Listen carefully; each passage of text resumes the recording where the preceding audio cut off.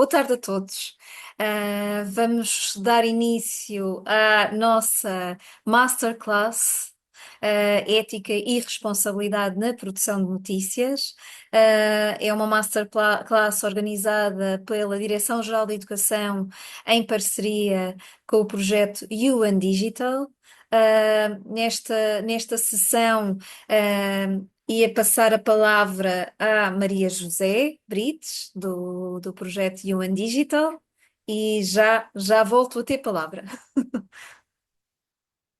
Ora, então, muito boa tarde de novo. É com muito prazer que nós estamos aqui com todos vocês nesta masterclass que vai enfim, ter hoje um tema específico sobre a ética e responsabilidade na produção das notícias e que se traduz nesta parceria que a Susana Tavares, da Direção-Geral de Educação, acabou de referir, precisamente relacionada com uma parceria entre a Direção-Geral de Educação e também o projeto UN Digital.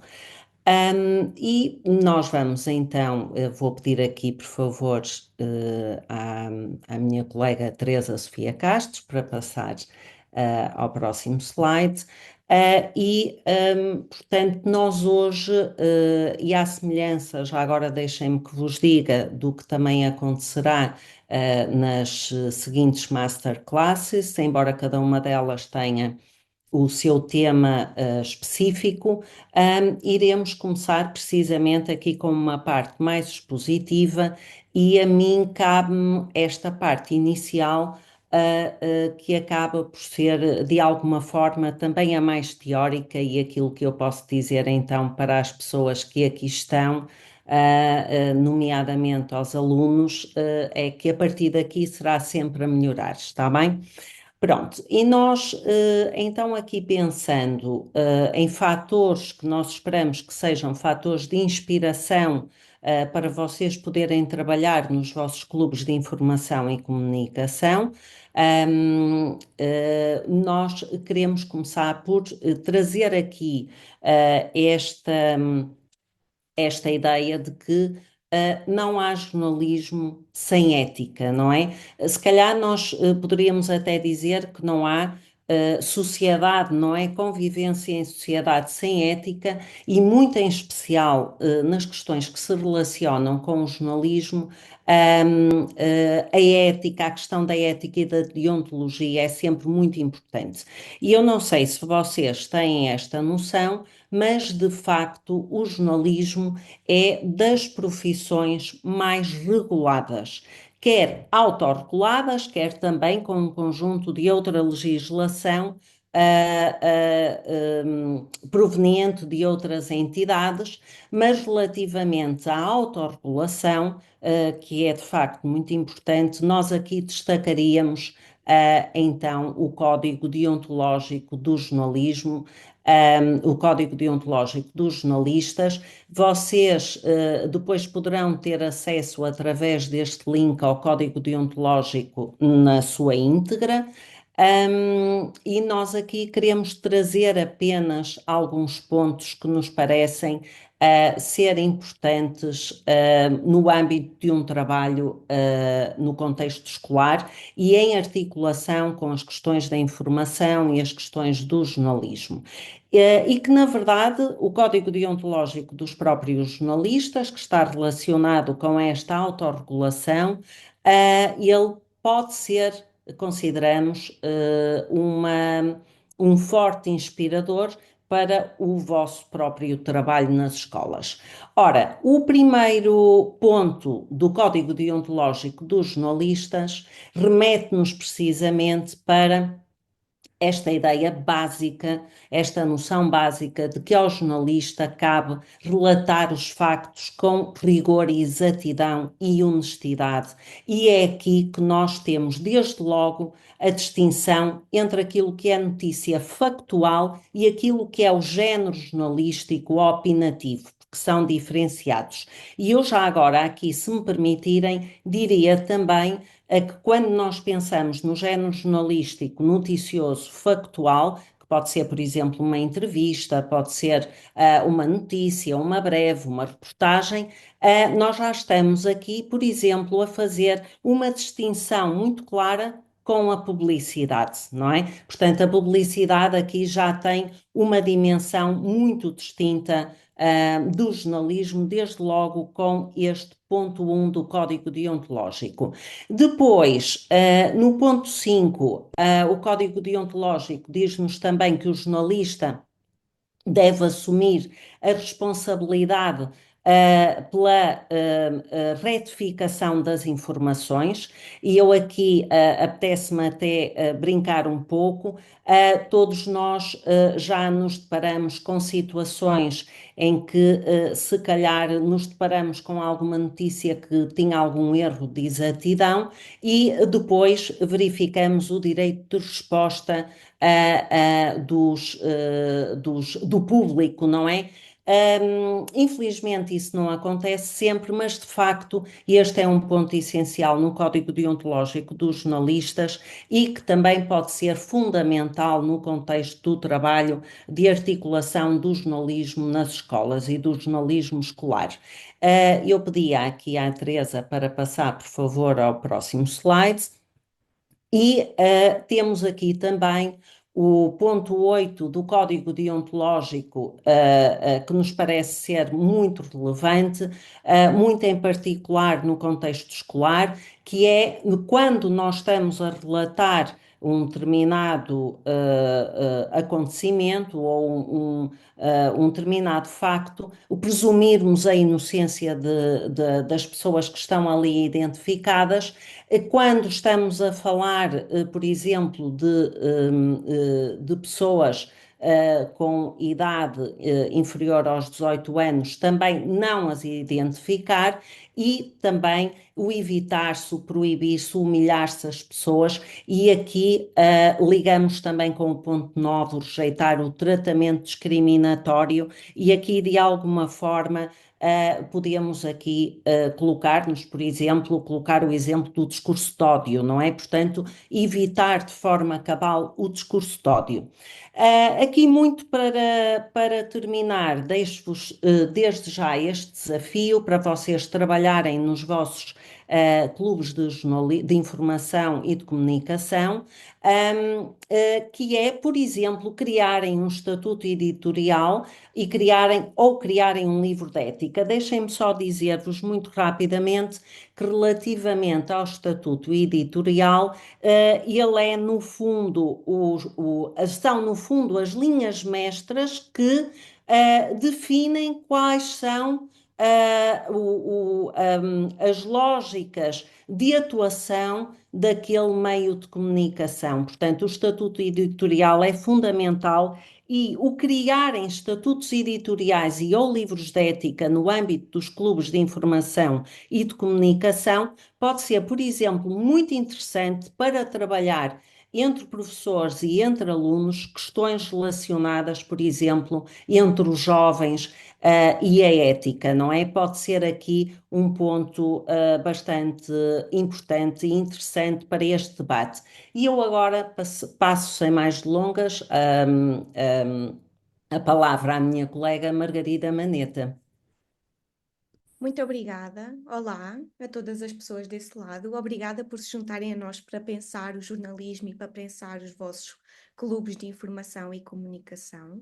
Bem, se há pouco a Maria José mostrava o quanto é importante aos olhos do público haver uma distinção muito clara entre aquilo que é notícia e aquilo que é opinião ou publicidade, também é muito importante que essa distinção esteja muito bem cimentada em vocês, nossos jovens jornalistas, e por isso é importante distinguir aqui os géneros jornalísticos entre os géneros factuais e os géneros opinativos. É fácil pensar numa forma de os distinguir se pensarmos, em primeiro lugar, no seu objetivo, portanto, os géneros jornalísticos factuais, como o próprio nome indica, estão dizem respeito aos factos e por isso têm como objetivo informar, enquanto que os géneros jornalísticos ou opinativos têm como objetivo transmitir um determinado ponto de vista, uma opinião ou uma determinada interpretação.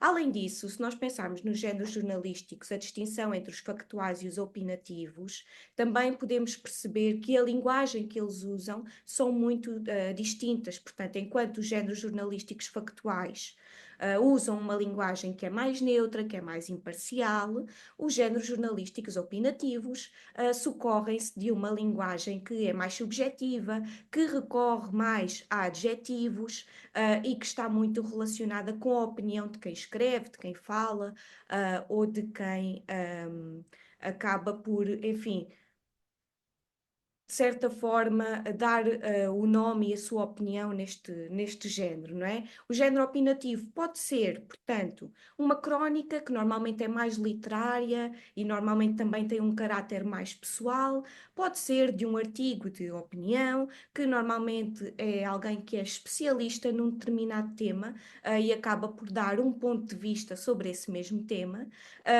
Dentro dos géneros jornalísticos opinativos, encontramos também o editorial, que normalmente é assinado pela direção do jornal ou então pelos seus editores, e, por fim, a crítica, que normalmente ocorre na crítica literária, na crítica de cinema, de um determinado filme, por exemplo, ou de uma música, e que acaba por ser o ponto de vista e a opinião de uma pessoa, portanto, uma tomada de opinião e de posição sobre um determinado produto cultural, pensemos assim. Já nos géneros factuais, nós encontramos a notícia, e, portanto, a notícia é um relato dos factos, de algo que tem interesse público e que respeita uma construção muito específica e que é fácil de percebê-la se nós contrapusermos com um conto, por exemplo. Se vocês pensarem, quando vocês leem um livro, um determinado conto, a estrutura desse conto acaba por ser o desenrolar da narrativa e depois, no final, a história acaba por atingir mais intensidade com o seu desenlace. Na notícia é exatamente o contrário, portanto, a notícia mostra-nos inicialmente sempre o mais importante e só depois, por isso é que tem a lógica de inversão, não é? Da base no início e o topo no fim. Quanto mais se lê, menos caráter de importância acaba por ter a informação, não é? Portanto, o mais importante vem no início e os detalhes acabam por surgir depois. Encontramos também a reportagem, que é muito mais detalhada, muito mais aprofundada e também exige um trabalho de investigação muito mais aprofundado, que também demora mais tempo, tal como o perfil também exige esse tipo de aprofundamento, normalmente é focado numa pessoa, na vida de uma pessoa, no feito de uma determinada pessoa. Por fim, a entrevista normalmente surge no formato pergunta-resposta, em que o jornalista faz determinadas perguntas a uma pessoa e ela responde e acaba por surgir nesse formato assim, quase de bola de ping-pong. No slide seguinte, para não vos maçar muito com estas questões, e pensando até na construção de uma peça jornalística, nós podemos perceber que ela exige um conjunto de escolhas que determinam a forma como a informação é transmitida. Logo de início, porque nós, enquanto jornalistas, nos questionamos se é ou não uma notícia, se devemos ou não dar aquela notícia, aquela informação, e também quem é que vamos ouvir a respeito dessa mesma informação. E, portanto, pensem que a responsabilidade jornalística é quase aqui como duas faces de uma mesma moeda. Primeiro, a responsabilidade de informar e depois a responsabilidade de o fazer de uma forma ética a partir das escolhas que o jornalista tem para transmitir essa informação. E não só a importância de ouvir os dois lados de uma mesma história, mas também a importância de, como já temos visto aqui desde que a Masterclass começou, a importância de não misturarmos a opinião com os factos, portanto, deixarmos muito clara essa distinção e também não discriminarmos ou não promovermos o discurso de ódio, como a Maria José dizia há pouco. Além disso, esta ideia de quem é que nós ouvimos a respeito deste determinado tema deve seguir um comportamento muito responsável de não silenciarmos a voz de ninguém, portanto, de tentarmos ouvir todas as vozes que têm algo a dizer sobre determinado assunto. Aqui em baixo vocês encontram um QR Code, que espero que já estejam por aí a tentar perceber o que é, até porque entre as perguntas alguém questionava qual seria a ferramenta digital mais adequada para o exercício do jornalismo e o projeto UN Digital tem uma redação digital, que já vos falaremos também mais adiante, mas que pode ser uma plataforma realmente para a publicação de textos e de produtos jornalísticos que vocês criem. Portanto, aquilo que vocês vão encontrar, inclusive, é neste QR Code, é o próprio estatuto editorial, que a Maria José já explicou o que é anteriormente, desta mesma redação. Bom, no slide seguinte, e porque vocês provavelmente estão a questionar-se, não é? Mas o que é que significa trabalhar de forma ética e responsável? Por um lado, não misturar a informação com a opinião, portanto, fazer uma distinção muito clara entre as duas. E se vocês pensarem, muitas vezes, quando abrimos, por exemplo, o site de um jornal, é muito claro que quando se trata da coluna de opinião, a palavra opinião vem escrita logo em cima, para que o leitor saiba enfim, que está perante um conteúdo que exprime a opinião de alguém. Além disso, é muito importante a verificação, não é? O confirmar antes de publicar, para evitar o erro, logicamente. No entanto, é importante dizer-vos também que os jornalistas são humanos, o que significa que também erram. O importante aqui é que sejam transparentes, portanto, não tenham medo de assumir esse erro. E hoje, quando nós, às vezes, enfim, vemos algumas notícias e depois vemos, por exemplo, que aquela notícia foi atualizada após a publicação, essa é uma forma dos jornalistas serem transparentes e mostrarem que a informação ou estava incompleta ou necessitou de ser corrigida e, portanto, eles assinalaram-no também. Além disso, é importante, muitas vezes, há aqui uma barreira muito ténue entre a informação ou aquilo que é de caráter noticioso e aquilo que é uma curiosidade. E isso acontece muitas vezes até nos títulos, não é? Porque um título jornalístico deve informar, não deve exagerar, nem deve ser alarmista. E, portanto, às vezes a interrogação é um truque que vocês podem pensar. Isto é interessante, mas será que isto se constitui como uma notícia? Será que isto é do interesse público? E quando nós falamos de interesse público, significa que será que uma pessoa precisa de saber isto para viver em sociedade? Que é muito diferente do interesse do público, que diz mais respeito às curiosidades, àquilo que suscita interesse e gera audiências. Daí essa ideia de clickbait, da vontade incontrolável de clicar em títulos que são muito alarmistas e chamativos e que não são títulos jornalísticos. Além disso, vai aparecer-vos aí uma barrinha agora que vos questiona sobre o uso da inteligência artificial na produção de notícias e como é que nós podemos usar as ferramentas de inteligência artificial para garantirmos que estamos a fazer um uso ético e um uso responsável. E uma forma de o pensarem é exatamente a partir das boas práticas que a minha colega Teresa Sofia Castro agora vos vai falar. Nós já vimos que, a nível de um jornalismo responsável e ético, então há aqui várias camadas que temos que garantir e também princípios que podemos criar e que devemos acautelar para que possamos exercer estas atividades de criação de conteúdo, seja para rádio escolar, seja para jornal escolar, de forma o mais responsável, honesto e transparente possível. Então, isto aqui, a questão da ética, pode às vezes o conceito ser assim um bocadinho complexo, mas isto tem a ver, e ligando com o que foi dito já anteriormente pelas minhas colegas, a ética tem a ver com os comportamentos ou as decisões que nós tomamos no sentido de distinguir se determinada coisa é errada ou não, se determinado comportamento está errado ou correto.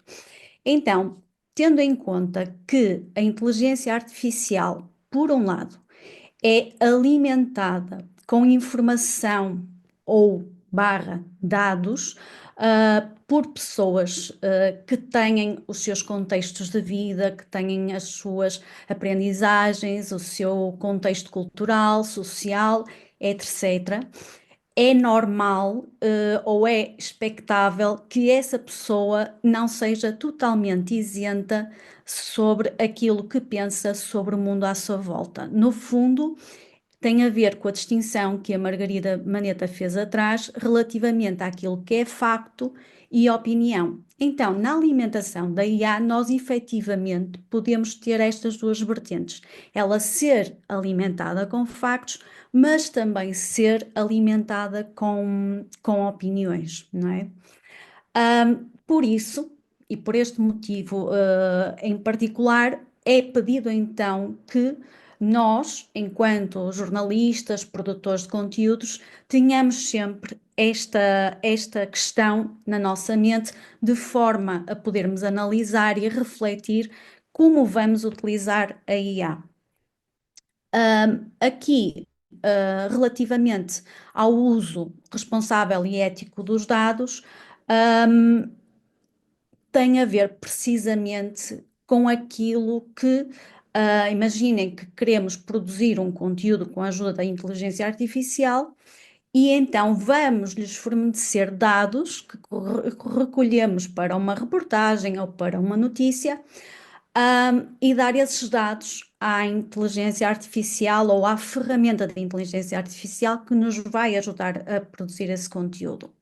Aqui é sempre muito importante nós verificarmos, por exemplo, se esses dados são de fontes credíveis, se são, por exemplo, de um relatório de uma organização não governamental, ou se, por outro lado, retiramos de uma rede social e sem a curadoria efetiva sobre aquele conteúdo. Então, este aspecto de analisarmos e refletirmos sobre a informação, os dados que vamos dar à IA, também condiciona a qualidade ou falta de qualidade do que teremos como conteúdo em colaboração com a inteligência artificial.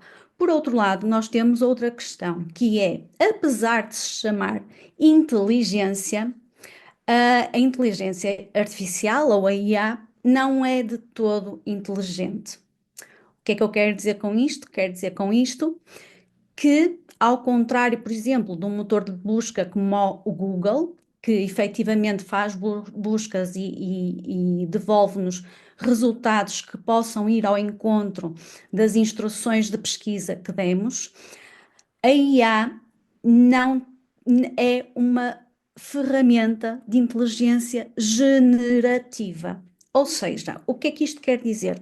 Quer dizer que ao darmos uma instrução à IA, convém que sejamos capazes de dar o maior detalhe possível relativamente àquilo que estamos a solicitar. Por exemplo, imaginem que vocês têm uma notícia com este título: 30% dos jovens não têm acesso à internet.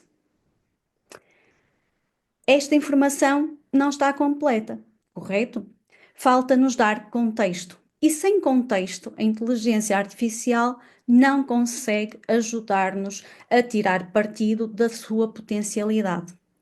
Então, aqui precisaríamos de acrescentar algo mais. Por exemplo, qual é a razão para estes 30% dos jovens não terem acesso à internet?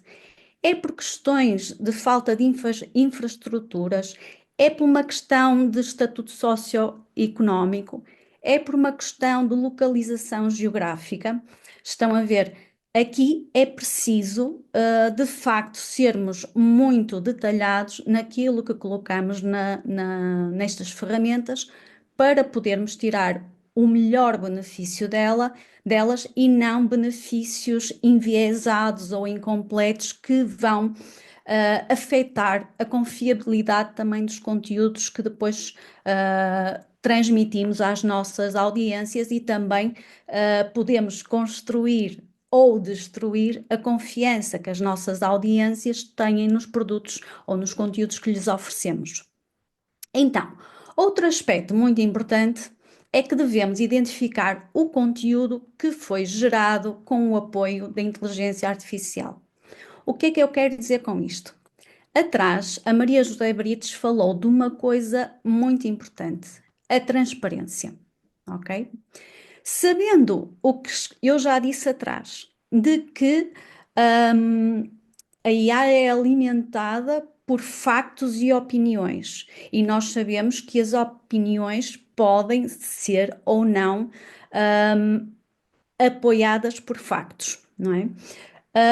Como é que nós vamos garantir que, ao utilizar conteúdo da inteligência artificial, estamos a fazer um serviço bem feito para a nossa audiência, para a sociedade, para a nossa comunidade? Tão simples como isso, sermos efetivamente transparentes. Se nós utilizamos a IA para produzir uma imagem, para produzir texto, e tendo em conta que por vezes é difícil garantir a veracidade de tudo o que está nesse conteúdo, devemos acautelar o leitor ou o ouvinte de que determinada parte do conteúdo que foi gerado teve o apoio de inteligência artificial e, muito importante, que foi verificado por pessoas. Por isso, isto aqui implica uma outra coisa, que é trabalho de equipa, ok? Nós não devemos ficar só com a nossa análise e juízo crítico, mas será também muito importante validar estas questões antes da publicação com a equipa editorial, ok? Pegando mais um bocadinho no que foi dito anteriormente e de forma também a que tenhamos uma linguagem e que possamos então aqui contribuir para o bem da sociedade, é importante que sejamos capazes de acautelar preconceitos e estereótipos, ok?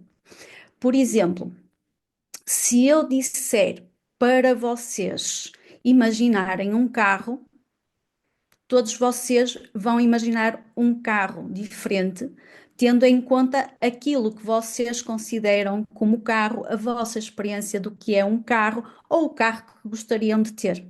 Ou seja, quando nós decidimos visualizar este conceito, nós não estamos a ser neutros, nós estamos a favorecer, por exemplo, a velocidade, ou o facto do carro ser desportivo, ou a cor, entre outras coisas. Então a IA também é como este carro, ou seja, ela acelera muito rapidamente, mas depois, quando é a altura de travar, podem os travões não funcionar, ok?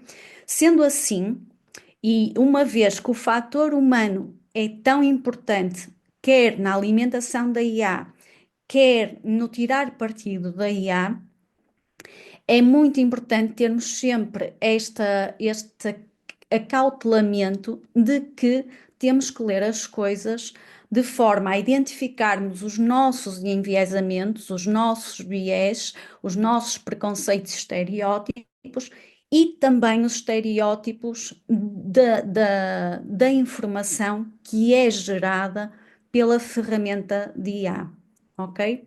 Só posto todas estas questões é que nós podemos, este conjunto de boas práticas, podemos garantir melhor qualidade no serviço e nos conteúdos que oferecemos às nossas audiências.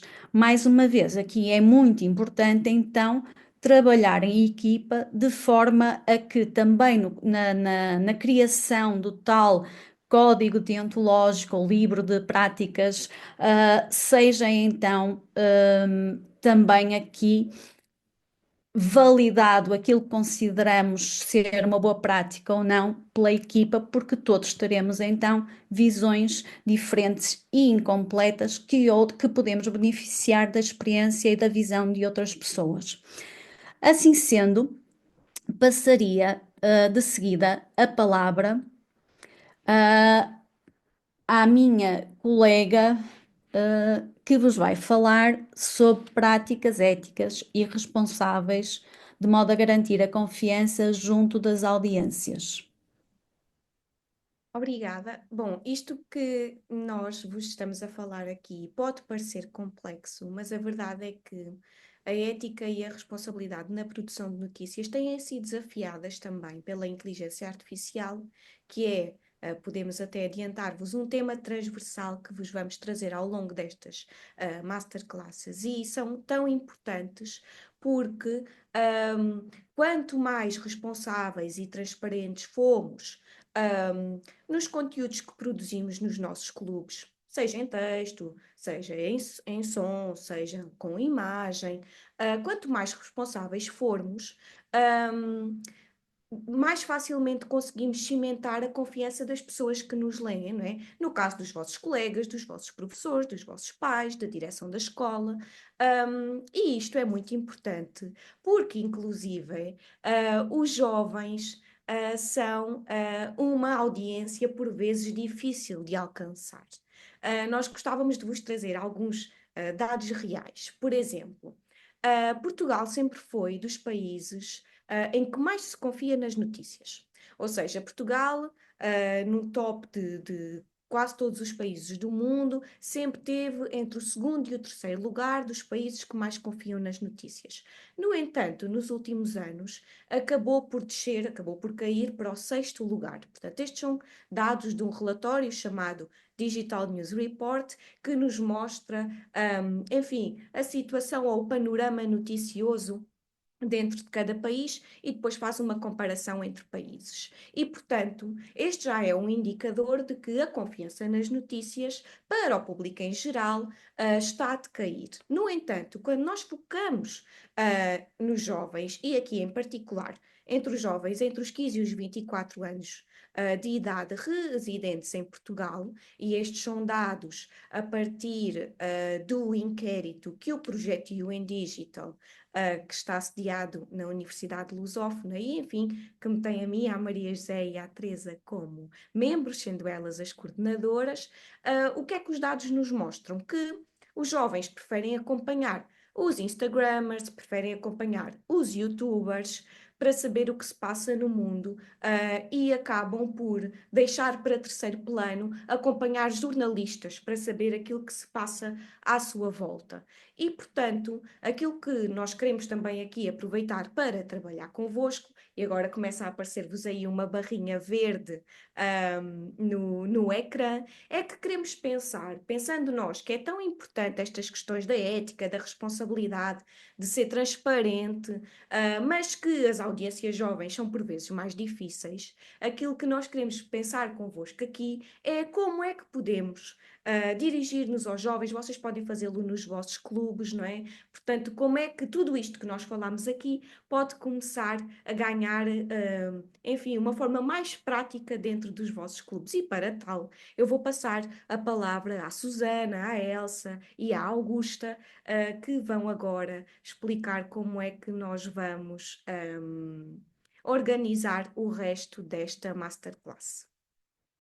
Bem, muito obrigada, Margarida, muito obrigada a todos. Aliás, eu não fiz a apresentação inicial porque estava a ver se chegavam mais professores, por isso passei imediatamente a palavra à professora Maria José e só dizer-vos que, portanto, aos professores que chegaram, que estão a assistir a este webinar, assim como alunos, aliás, nós temos cerca de aproximadamente 200 alunos, não sei se entretanto se confirma, porque às vezes há alunos que acabam por não vir. Mas o que nós queríamos agradecer imenso a vossa adesão a esta iniciativa. Esta iniciativa é promovida pela equipa dos média, portanto, integrada na equipa da Cidadania da Direção-Geral de Educação. Queria pedir à Elsa Mota e à Augusta que ligassem também as câmaras, ou seja, dentro das várias iniciativas que nós vamos organizando no âmbito dos média, que tem como intuito capacitar para a literacia mediática e outras literacias associadas. esta é uma das atividades que nós temos em curso, sendo que, e esclarecer também, que todas as nossas atividades temos tido a preocupação de que elas tenham um alinhamento. O alinhamento deste ano tem a ver com a temática que de certa forma está na base das várias iniciativas que nós temos em curso.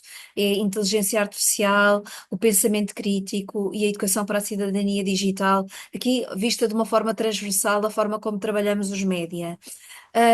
Esta iniciativa foi pensada para os clubes de informação e comunicação, ou seja, as rádios, as TVs, os jornais, os clubes de fotografia. No entanto, também, como devem ter reparado no momento de inscrição, podem estar a assistir professores que ainda não registaram os seus clubes. E dizer-vos também que estas iniciativas estão, para além de estarem alinhadas, estão alinhadas também com este tema, estão alinhadas com outras iniciativas que estão a decorrer de um âmbito mais macro. Por exemplo, nós este ano estamos no ano europeu da educação para a cidadania digital do Conselho da Europa. Ou seja, o lançamento deste ano vai ser amanhã, dia 23 e 24, no Conselho da Europa, em Estrasburgo. Aliás, nós já publicámos nas nossas redes, para quem quiser ver o lançamento em direto, o dia da manhã, da parte da manhã vai ser transmitido em direto. E Portugal já registou na lista de atividades que estão, portanto, a decorrer e que nós, Portugal, estamos também a trabalhar juntamente com o Conselho da Europa nesta temática, já registrou algumas das iniciativas, sendo que estas já estão registadas, ou seja, quando eles apresentarem o site, que eu julgo que amanhã vão apresentar o site das iniciativas do Conselho da Europa, estas atividades já estão lá registadas e vocês, portanto, se fizerem mais atividades no âmbito desta temática, podem também vir a registá-las. Mas isso nós faremos um webinar a explicar-vos como é que poderão proceder. Dizer-vos também que estamos também alinhados com a semana dos 7 dias com os média, que é em maio, de 3 a 9 de maio, em que o tema este ano é a inteligência artificial e o pensamento crítico, e todas as atividades que vocês, de certa forma, vão fazendo na escola, no âmbito destes clubes e até dos desafios que nós vos vamos lançando nestas masterclasses e neste projeto, vocês depois podem até utilizá-los para registarem as vossas atividades nos 7 dias com os média. E, portanto, e outras coisas vão acontecendo ao longo destas atividades que vos vamos passando a mensagem nestes momentos que estamos em conjunto. Dizer-vos também que, em relação aos clubes, quem ainda não tem o clube registado, ou se o clube está registado, mas é um registro já antigo e já está desatualizado, nesta fase, ou seja, começou a semana passada, está a decorrer a fase de registro dos clubes na nossa rede nacional de clubes de informação e comunicação. E vou passar a palavra à Elsa, que é outra colega da equipa dos média, que vos vai explicar assim também muito resumidamente como é que isso acontece. Elsa. Pronto, quando entramos na educação para a cidadania, tem aqui os domínios, como provavelmente já estão habituados a isso. Temos então aqui o domínio dos média, que é onde se enquadra este projeto. Dentro do domínio dos média temos vários projetos, entre os quais os clubes de informação e comunicação. Nos clubes de informação e comunicação, então, temos aqui a rede de clubes que está neste momento a ser atualizada e, portanto, esta atualização está a ser feita em 3 momentos.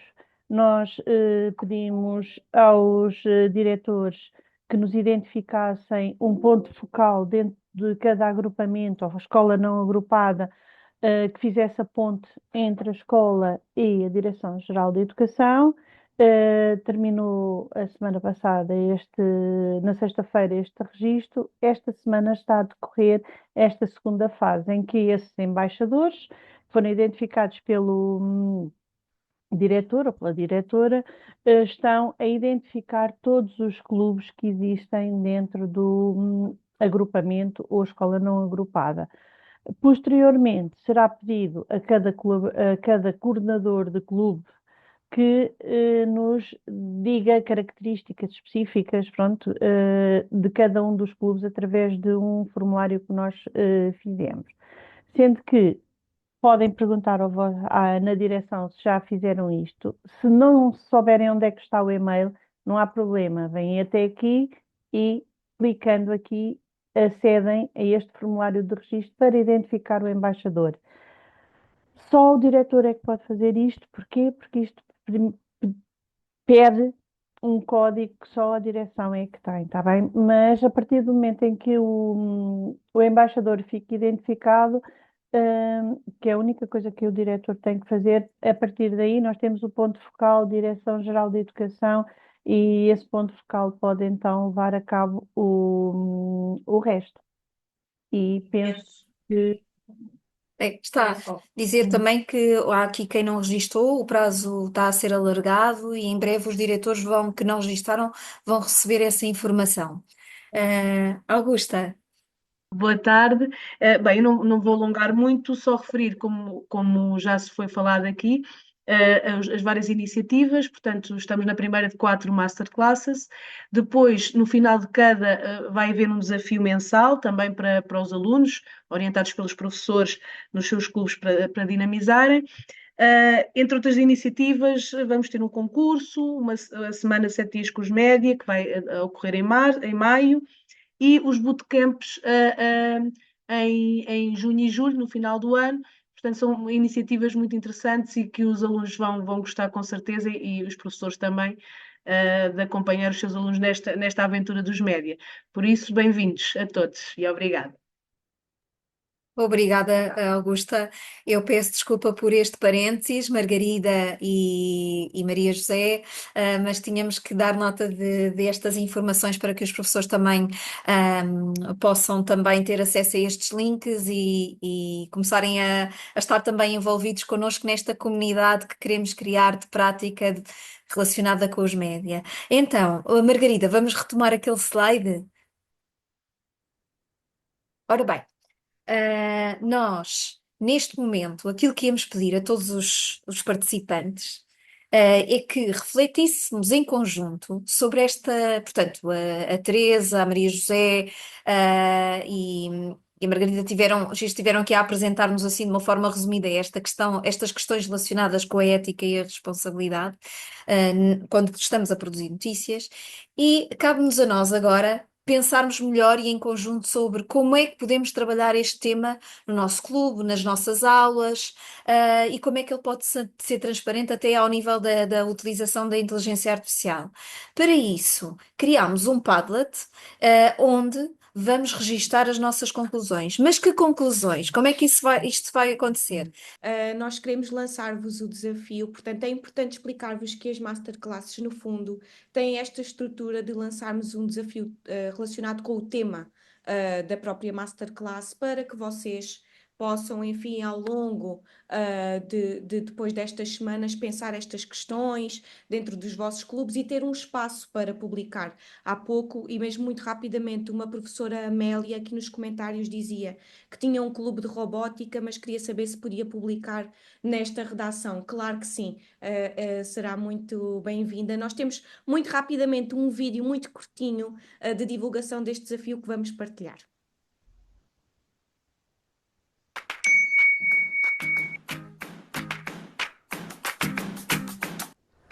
Há um novo desafio da parceria entre a Rede de Clubes de Comunicação e Informação e o projeto UN Digital, Jovens, Notícias e Cidadania Digital. Desta vez, é sobre a ética e a responsabilidade na produção de notícias. Recentemente, com os avanços tecnológicos e o uso da inteligência artificial, estes aspectos revelam-se mais importantes que nunca. É possível enviar artigos, entrevistas, textos de opinião e reportagens. São várias as possibilidades para participar. Vou já enviar aos meus colegas. A informação está toda disponível online em app.undigital.pt.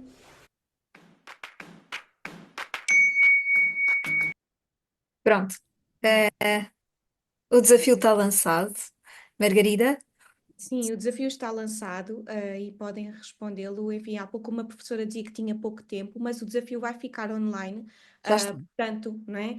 Já está e vai permanecer, portanto, dentro dos próprios clubes, da dinâmica dos clubes, de acordo com o que vos fizer sentido, nós lançamos-vos o convite a participar.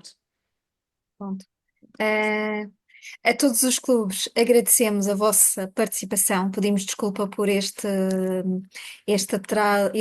uso de mais uns minutos, mas achámos que devíamos vos dar mais tempo para vos ouvir e prometemos que a próxima Masterclass irá ter uma inversão dos tempos, ou seja, vamos dar mais tempo para este momento.